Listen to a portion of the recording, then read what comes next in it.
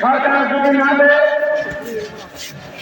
একথা বলার পরে সরকারকে ভুল ফিরিয়ে বলেছেন তারা দেখে নেবে সরকার কিভাবে না দেয়। আমি পরিষ্কার রাখাই বলতে চাই 15 বছর পর্যন্ত সরকারের বিরুদ্ধে লড়াই করে রক্ত দিয়ে আমরা এই সরকারকে ক্ষমতায় করেছি। সুতরাং এই সরকারের বিরুদ্ধে কেউ যদি হুমকি দেয় রক্ত রক্ত দেখায়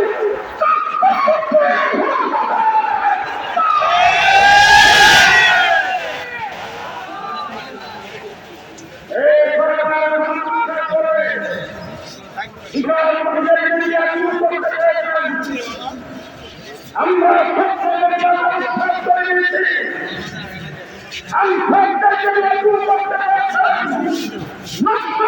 আমি